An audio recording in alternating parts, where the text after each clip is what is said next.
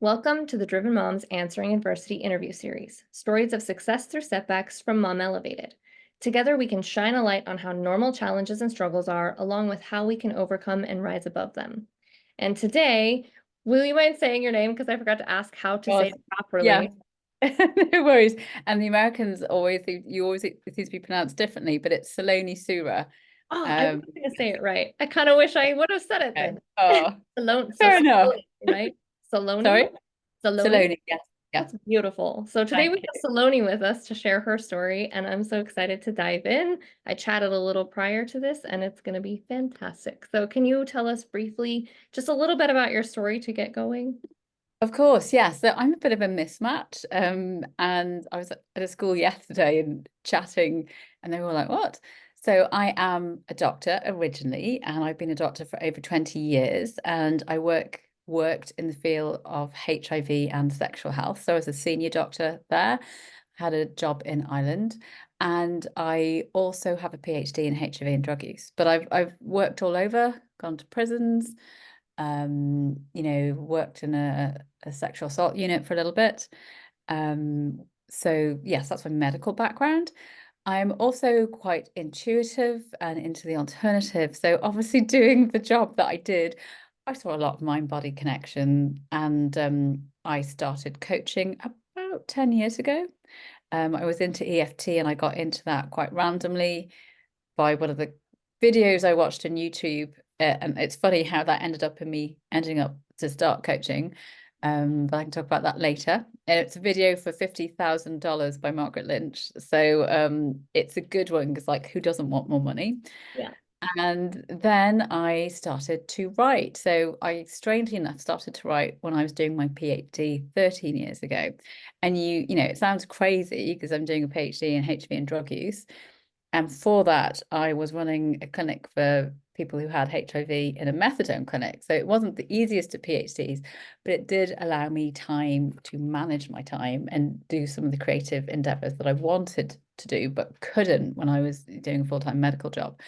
So I started writing 13 years ago, and then I self-published my first book last summer after becoming a mum and having a journey with PTSD and bullying and birth trauma in a nutshell.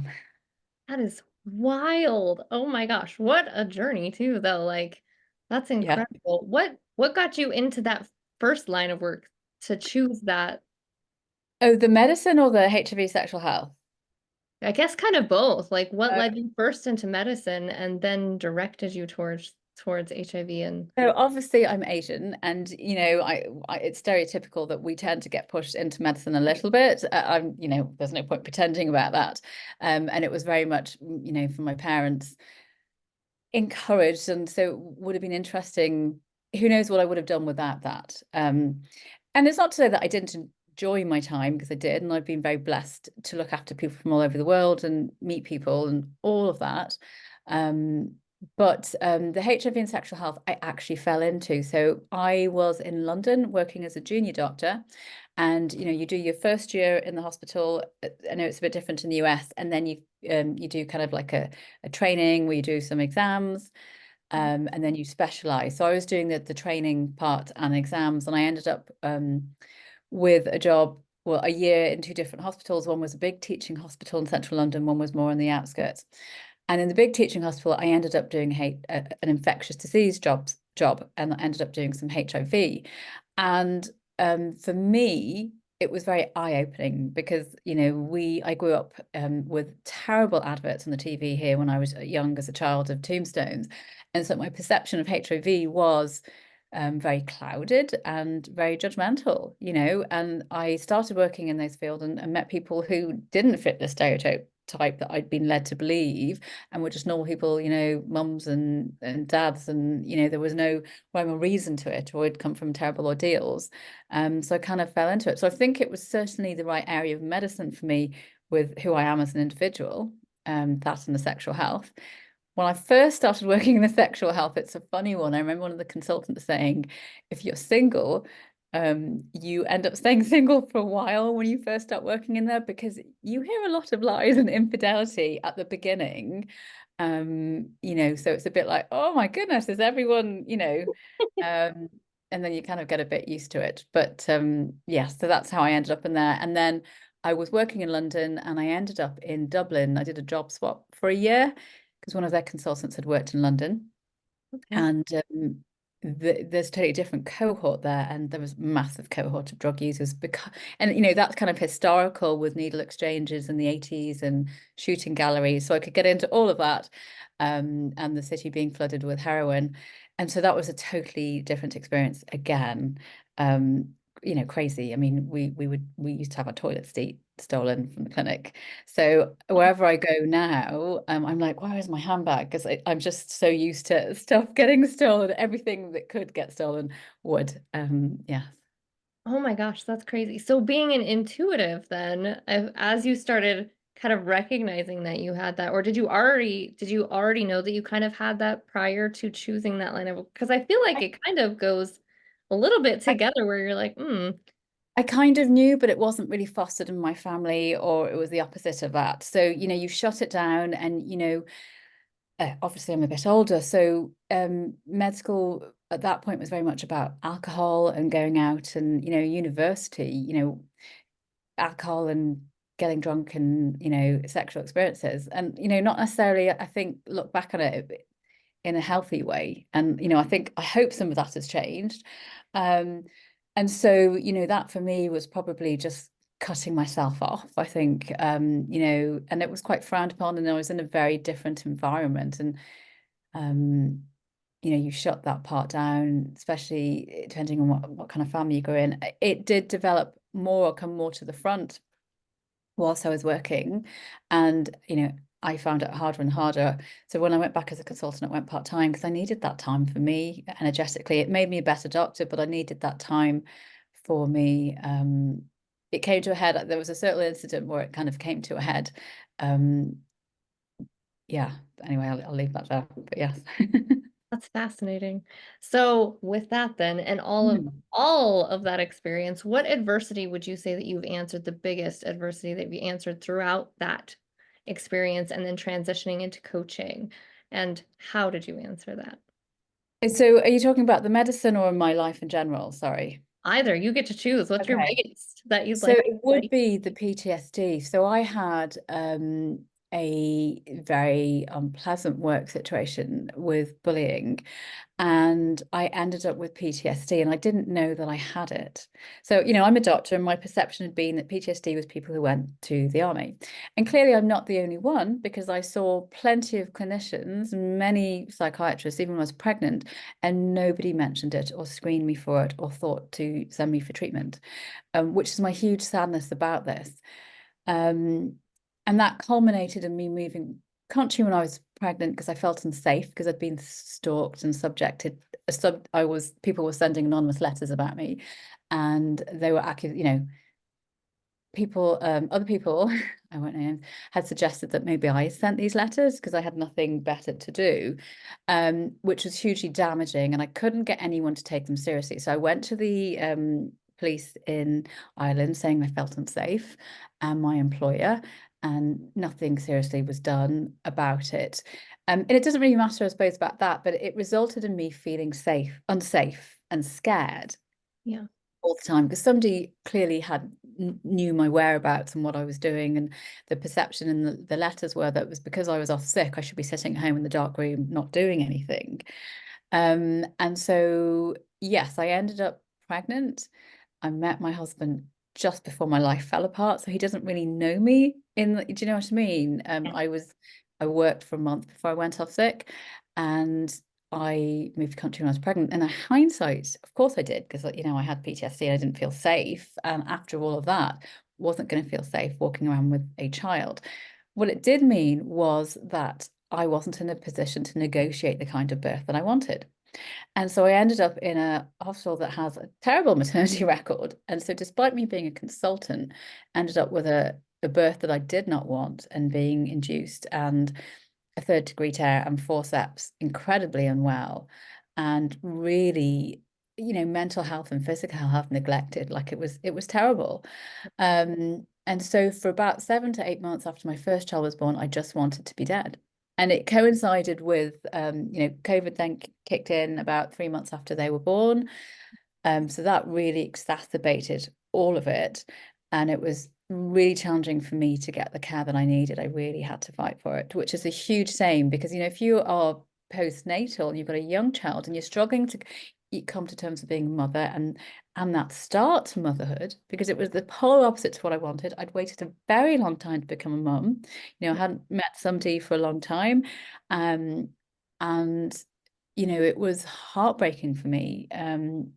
To be there. So that was the lowest of the low. I really wanted to be dead. I wasn't suicidal, but I didn't want to be there. And, I used to look at my child and cry. And yeah, that, I think that, there was a lot of background to it and all of this. But there's a lot of sadness that I did see a lot of clinicians and wasn't referred on or wasn't mentioned or screened. And the cynic in me will say it's because I'm a doctor and I was, I was employed by the main employer in the country and they didn't really want to get involved. But the shame is my child got negatively affected. He had a mother that was emotionally unavailable for the first couple of months of his life and who was probably on adrenal overdrive and probably being fed a load of breast milk that was full of adrenaline. um, and it could have been different. So I remember saying to the consultant psychiatrist in the maternity hospital, I don't want to feel like this, please refer me to a psychologist. So I was going for counseling, and because I did coaching, I was doing tapping, I was doing yoga, I was doing meditation, so I was trying all sorts of stuff, but none of it was making me feel better. Mhm. And I attended medical health services and that kind of thing, and nobody referred me on. Now, it may have been I would have needed to have paid for it anyway, but I never had that choice about it as to whether or not I wanted to go and pay. So yes, that. So how did you come about finding out that that's what it was, that it was PTSD, and that because obviously so many people overlooked it or just didn't Yes, listen, and I yes. feel like that's very common, is that a lot of things just get pushed down or dismissed, because you probably were still functioning Yes, outwardly, but inwardly not so much. I mean, I think it shows the state of mental health services for pregnant women and women postnatally. And when I fed back about my daughter's birth to the local hospital, I said, when you're doing reviews of birth, why don't you have a counsellor there? And they were like, well, funding this, something the other. And I was like, but common things are common. If you're doing a review of somebody's birth, they've had a traumatic birth, they need somebody who's experienced. The majority of those feedbacks that I experience and a lot of people locally have experienced is somebody just reading the notes to them with very little empathy. Um, Basically, I was supposed to have seen maternity mental health prior to delivery, and my GP requested it because I'd had a medical council complaint. It was a ridiculous complaint, but because of COVID, it took 3 years to get thrown out, and they investigate them all. I won't go into it because it was somebody just out to get a bit of revenge on me, and they said that they were sending me for some counselling. I was like, gosh, pre-delivery, and then they left me a voicemail saying, actually, you're too close to delivery, that's it. And so after delivery, the health visitor, I didn't know where you got them there, they do hospital anxiety depression scales. So she did it. She said, you're anxious and depressed, but she wouldn't do anything about it. And the mental health midwife was like, whatever. So I was being pinged back between the two of them. And I was like, somebody needs to refer me on. So eventually the mental health midwife did, but she put me through to them. She didn't put me through to perinatal mental health team. She put me through to the other mental health team, and they screamed and they said, you've got PTSD. I don't know whether the trauma team were working then, but I ended up with counselling and then low level psychological intervention, which didn't work. It took about 4 or 5 months or a bit less to get to the trauma team, and I had EMDR therapy, which is rapid eye movement therapy, and that transformed my life. Like, I went from 7.5 zone and wanting to be dead to moving forward, and making plans for the future and all of that. It really did, and it worked beautifully in my birth trauma. So I had birth trauma, and I ended up having that treatment for birth trauma in my pregnancy, late in the pregnancy, because it took so long to get it. Mhm. And again, it worked really well for the birth trauma. Oh, thank goodness, right? Yeah, That's yes. amazing. How did you find out about EMDR? I feel like it's not super well known or It's not. So I think when I got diagnosed and I ended up with a trauma team, they talked about ways to treat it, CBT and EMDR. And it's a little bit like tapping. And I was like, look, I just was like, I knew I needed the EMDR. I'll have that. I do tapping. Um, and they tried with the birth trauma to do the CBT because there's only one psychologist who did it. And I went, no, I'll have the EMDR. I knew I was so traumatized that I needed to get the trauma out before I could do the compassion-based therapy. Do you know what I mean? And they don't know exactly how it works, but they know it kind of resets the brain. Oh, Um, and so for me, I can talk to you about this, but 3 years ago, I would be sitting here as a mess talking about it. yeah. It's the things that happened aren't great, but it is what it is, and I can talk about it and I can share. So I rave about EMDR to everybody because I think it's such a powerful tool. I actually am hoping to train in it this summer, do a weekend course. Because I think it's just so effective. And it changed my life. That started giving me my life back. Obviously, I did a lot of other stuff and moved forward, but that really got me out of the fight or flight and the just being scared of everything. Because when you're running around with that PTSD, you can't think or function because you're just continually scared and adrenal overdrive. Right. And then your stress is over. Yeah, you have Yeah. no reaction. Like you're always in that fight or flight mode, so you can't regulate any of that. That's fascinating. I Yeah. I'm intrigued. I mean, so I just got prescribed antidepressants, and they made me incredibly drowsy. Mm, Um, and the thing was, like, I'm very much like as a clinician, I'm like, well, I'd rather treat the root cause than just blanket it. So there's a reason that I'm feeling this way. These things have happened. Like, I don't want to feel like this. I want to transform it. Now, I know there's a lot of people that don't want that, but I don't. I don't want this to define me for the rest of my life. yeah, which is very powerful and honestly speaks very, very highly to your character and what you, I assume, how you are as a mother as well, because that's something you recognized it. I feel like since you went through it while you were pregnant as well and having your child, you got to see the difference between that and now you have another child, so you were able to see the difference in how you were parenting before and after, which is kind of a great comparison to have. Absolutely. But, I had a huge amount of guilt towards my eldest child of just not being there because, I desperately wanted them. So, I have spoken to them about it, even though they're four. I've said, Mummy was really unwell. It wasn't you. There were other things.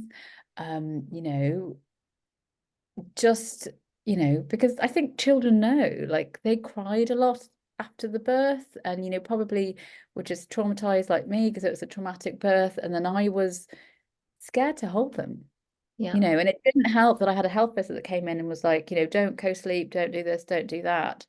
And, probably what we needed was to co-sleep, to have that closeness, but it mhm, made me petrified to hold them.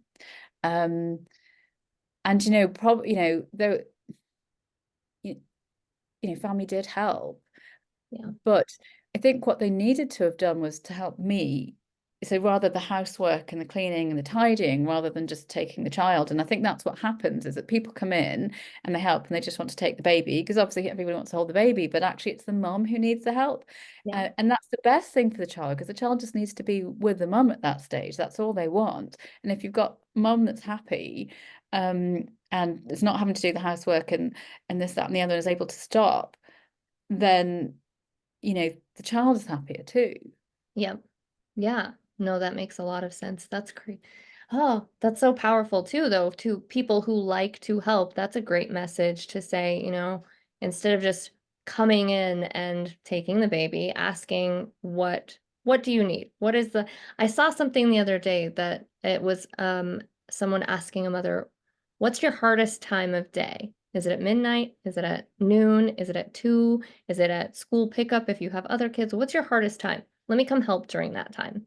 And that was, Oh, can you imagine? I can't. I almost cried just watching it because I was like, that would be such a relief to know that somebody's doing that. No yeah, judgment around it. Doesn't yeah, matter if it's 1 a.m. Yes, I'll come help you because really out of in the grand scheme of things, that's not going to hurt me, to come at that time if that's yeah, the best help for you. So I think yeah. that's really powerful.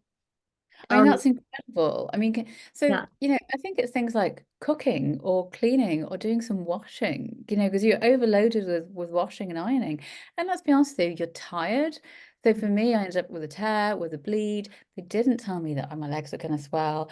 I was absolutely exhausted. I probably should have been given some iron and this, that, and the other. It's emotional becoming a mother. yeah, It's emotional. And then, my milk was slow to come in and trying to get that. Um, and you get fixated on the milk and how much you're producing. And, my child had a tongue tie. So it's really emotional. And, it's a shame that the support wasn't like towards me. People weren't like, gosh, whatever. It was, take the baby and, because that's what's needed. Babies are happier if their mums are happy and they're bonded because they just want to be with mum. yeah, yeah. So unintentionally causing more harm than good without realizing, thinking you're helping is kind of Mm. what happens, I think, frequently. So Yeah. and then you transitioned into coaching. Were you coaching before you had? I was coaching before, so I started coaching in 2014. So Okay. I was talking about watching those tapping videos, and I was always into meditation and trying alternative stuff. And, obviously doing the job that I did, you couldn't help but see the mind-body connection and how a lot of the individuals I looked after were never going to break out of cycles of substance misuse because of their upbringing and all of this stuff. So I started watching these tapping videos. The reason was I was single and I'd been single for quite a while, and I knew it was partly my upbringing and partly me and all of this. And I'd had a couple of boyfriends and it wasn't how I wanted. And there was, I got treated in a way that I didn't particularly want, and I kind of was like, I deserve better. But I was like, the common denominator here is me and not them. So I can sit here and get annoyed with them, but actually it's me. I'm attracting them in. So I took some time out and started to work on myself. So that for me was a driver. I wanted to meet somebody and I wanted to have children. Yeah. And so I started doing Reiki and a bit of crystal healing and law of attraction stuff and tapping. And so I started watching these videos, Margaret Lynch 50,000, because who doesn't want more money? And she had a couple of videos on resistance. And I ended up going to her retreat. I'd moved back to London. I was finishing off my PhD at the last 6 months of my training. I ended up going to her retreat. I kind of put it out to the universe. I was like, look, I want to go for free. I don't want to pay for the retreat. And I ended up buying a book and getting free ticket, and then it just fell together with flights and that stuff. And then I ended up signing for her 1 year program. And then I signed up again, and you've got the tapping into wealth coach training provided. And at that point, I'd taken some time out because I needed to finish off my PhD. I didn't want to rush back into a job. I wanted a bit of time out. It's a conveyor belt. And so I thought I may as well do it. So I did the training, and then I kind of started coaching. It was low level, like I never did it big level because I went back to medicine. Well, I went back and worked part-time. I had a couple of clients, that it was never very big. But I enjoyed it. Yeah. And I haven't picked it up since having my second child just because of logistics. But I'm certainly open for the right clients at the right time. Yeah. That's beautiful. I love how it all just falls together because the law of attraction, when you are Yeah. in that zone, like it really does just fall into place. It's really kind of almost unbelievable when it's happening, but when you are open and receptive to that, it's also fun to kind of see it unfold. What Yeah. do you think it is about entrepreneurs though, in that kind of space that makes us continue on through all of those challenges without giving up when you're still like, I'm still open to it. I haven't done it yet, but I'm still open to when it happens at the right time. I'm going to continue on. This is going to happen. Because why? I think it's a feeling and a knowing. So, for me, it was a surprise to actually publish my books after becoming a mum. I thought, I've been writing for 13 years. I thought it was going to happen before. But it was a surprise, it was for me, it was like regaining back some power. So, I had really wanted an agent, and I've done paid courses, I've done conferences, I've done courses with big people, I've pitched to agents, I've had to one-to-ones, I've had, paid for editorial reports and all of that stuff. But it was just where my life was. I'd got over this, I'd had my children. I wanted to move on. If I got taken on by a publishing house, it was going to be 2 years from, it tells how long it takes. And I thought, I just don't want to wait. I just want some movement in my life after everything that's happened.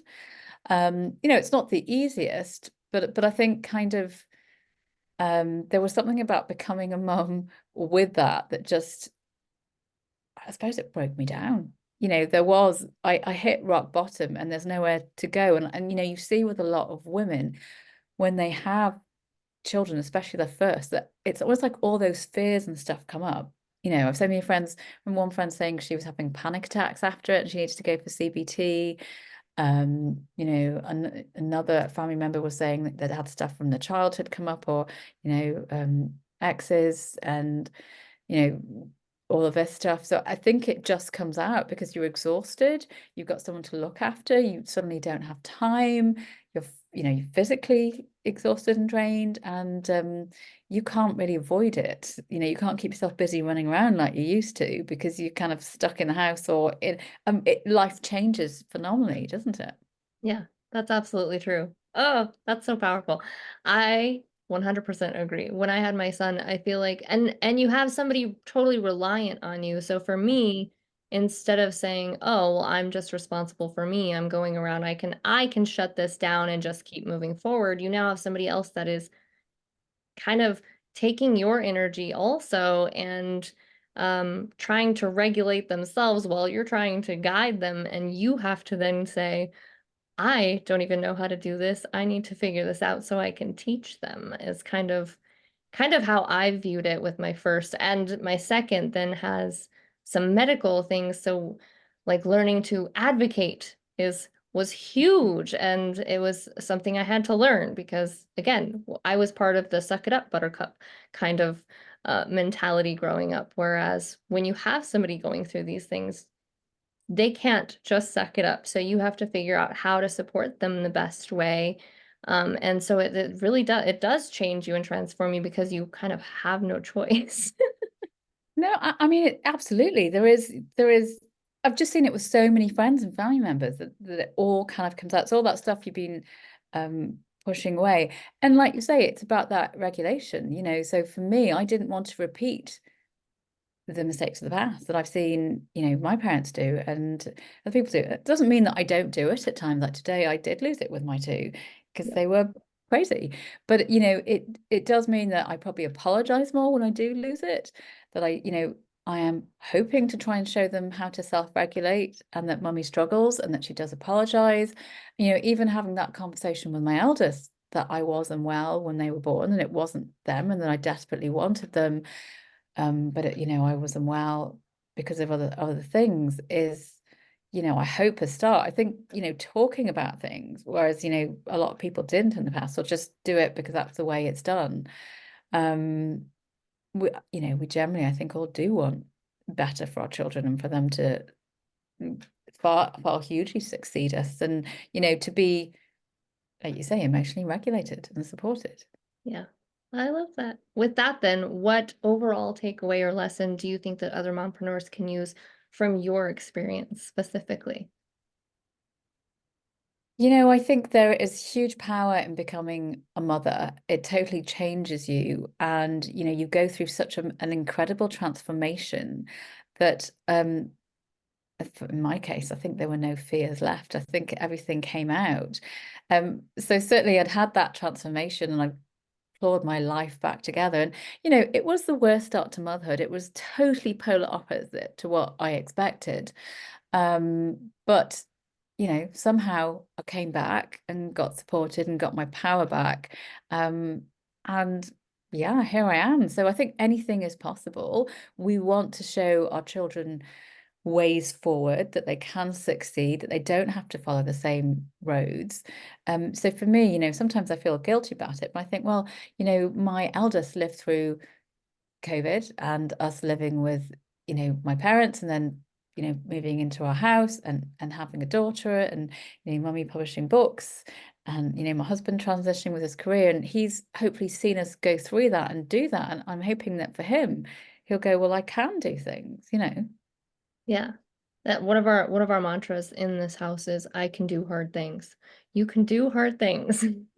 Because it's interesting also to see like my younger and my older watch the middle and see what she goes through and then take what their takeaways are from it really and how they because it's different perspectives from the oldest who already was Yeah. gone through a lot of the things that she's going through and then my youngest who sometimes can do things that her sister cannot um and kind of Wow. I think they play off each other's energy which is fun to see too but yeah you can do hard things and it's very I don't know enlightening I guess to watch and to see that unfold with all the different dynamics going So on. you're totally right. I mean, I was in a school yesterday. It was an absolutely wonderful school, and it was incredible and flexible. The kids were amazing. And, for me, I realized how much the talk that was given to me as a child was negative, Mm, and I have to watch myself with my kids, because if you're tired and this, that, and the other, and, they drop something and you're like, no, I've got to tidy it up, but then they don't know. And so I try when I go and do the school visits to say, look, you are good enough and you can do anything and you do deserve your dreams. And some of the teachers are like, they kind of, I remember sending out a letter to a load of teachers and one of them replied going, I read the letter and it made me sad and happy at once.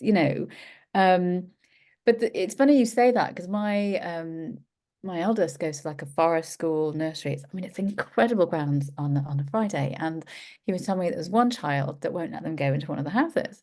A few of them. And I thought, was it just you or a few? And he said no. And so I've been trying to practice with him saying, I want to go in. He goes, no, I'll ask them. And I was like, no, you don't need to ask. So I was like trying to go, no, let's practice. I want to come in and it's for all of us. And then he was like, but mummy, then they put their arms out so I can't get in. And I'm like, well, you say it again. I want to come in and it's for all of us. And then, if they're still doing it, you go, I'm going to ask a teacher for help. So we're not going to say I'm going to call a teacher, I'm going to ask a teacher for help. So I think going through things like that, it makes you much more open to talking about things and reviewing things and being flexible. I think hopefully being a parent does. It makes you more inflexible in certain ways with what you can and can't do. But I think as a person, maybe for me, I have to adapt and change yeah. So it's funny, I've been practicing that with him this week. He doesn't really like saying it because he's soft and gentle yeah, with other people. So I'll be interested to see what happens in the nursery tomorrow. that's exactly I please follow up and let me know how it goes. That's Well, I've fantastic. decided I'm going to talk to the teachers, and it's not a point. It's not a thing to say this child is bad. Right. It's to say, look, this is happening. It's an opportunity for my child to learn to speak up to Yeah. people who are trying to disempower or take over. Because he's like, well, maybe I just won't go into the house, and I'm like, but mummy. I'm like, but no, because this is going to happen in life. So the sooner you start, and the sooner you practice saying these things, because Yeah. on the spot you won't do it, but if you practice it at home, Then it becomes different more of a reflex. conversations, then you've done it when you're under pressure. And it's something like I do myself, and I start trying to get my husband to do. But I thought, oh well, I will speak to them and say, look, this is happening. Maybe it's an opportunity for you as teachers or leaders in the room to discuss sharing things, but also getting the other children who aren't being allowed to go in to say, I would like to come in and this is for all of us, and we're going to ask the teachers for help rather than we're going to call the teachers. So yeah, so I'm hoping to speak to them tomorrow, so we'll see. I really like that. Words have power for sure. Yeah. And that is a really great like reframe of not asking but being more assertive and saying, in a kind and gentle way, but still assertive. I think that's great. So Thank with that, how you. can others find you if they want to work with you, if they want to just be in your energy and learn more about you? How will they find you? Great. I'm going to very quickly be cheeky and show you my book. So this is my first book, Flora Investigates: The Case of the Missing Gold Eggs. And this is a early chapter book, so like 7 to 9 year olds. I'm a bit naughty and I'm digressing, but this is a book based on my husband's friends and family. So it's set in Florence, Italy. And I've changed people's names apart from there is a real Flora, but it's about a girl detective who wants to be a big detective, but not a lot of people want to employ children. So she sets up her own agency and finds her first paid case. a gold egg laying chicken has gone missing and there was a flying boat. So that's on Amazon. And I have another book coming out next month, The Last Fairy Guardian, which is older, middle grade, 8 to 12. And that is a book about clipped winged fairies and fairies not being allowed to mix with humans. It's really a book about bullying and how we all have our wings clipped at some point and how we can get them back, and the power of forgiveness. So that one is coming out next month. That's really my heart song. There's a couple of ways. My website is salonisurah.com. It's got a load of stuff on there, and I'm on TikTok and Instagram and Facebook. If people want coaching, again, message through the website. So I always have kind of smaller numbers of clients. I'm really more of a change agent, so people don't work with me forever. It's short and sweet. The last time I was doing it, I did an entire family, so I ended up doing the kids and the teenagers, and it was wonderful. And they were all doing incredibly well. I don't hear from them, which is fabulous for me to see people move on. I also do read alouds on, so I've got a YouTube at Bedtime Stories by Saloni. So I've got some read alouds on there. So if you want to pop your kid down and have a cuppa, there's a few on there. And that's because I looked after so many illiterate adults. And so I'm quite passionate about trying to spark imaginations and get kids reading through storytelling. And I know there's a lot of children out there who don't have anyone to read them a book. So that's there. I think that's about it. Yeah. So there's a couple of various ways. I will definitely be tapping into that. We listen to stories at night because sometimes I don't like holding the book. Yeah. And they like listening to other people besides me talk sometimes. So I will definitely be tapping into that. That's amazing. Thank you. I very much enjoy that. And the fact that you call yourself a change agent, I think is really important as well, because a lot of coaches, I think, get into it thinking that they have to do it for long term or they hope to retain clients, but that's a really great way to think of it of, you know, it can be a short term thing and still be powerful. Um, I love that. Yes, I think that, but that's, I mean, I suppose that is me. I have changed and transitioned, and I understand people want to have people signed up because, it's financial and this, that, and the other. Um, but when I look at a lot of the clients I've had, they come for a bit. Some of them may come back for a bit when something else comes up. But I like that flexibility too, and it's wonderful to see people move on and not need it, and to see pictures on Facebook doing really well and happy. That's for me is the good thing. So I'm open to the right clients coming. Yeah, absolutely. Oh, thank you so much for joining us today. It has been a delight for me, and I know for all the listeners, I appreciate it. Your story is inspirational, but your willingness to be open about it is much appreciated and needed in this space. So thank you again for joining us. Cannot, I'm really, really thankful that it worked out the way that it did, and I was able to have you join us. My Seriously, thank you. my pleasure. Thank you for having me. Yeah. Yeah, and for those of you out there facing your own adversity, know you're not alone. That's the whole point of why we're doing what we're doing. You are not alone. When you need an extra hand for brainstorming or during your mompreneur journey, in any case, we would love to work with you through the Mom Elevated Society. You will find monthly check-ins for goal setting and assessing, and so much more for both your business and your mom life. And if you just need short-term help, obviously reach out to Saloni, right? Yes, you got it. Yeah. Okay. Thank you so much again. And until next time, everybody, keep shooting for the stars.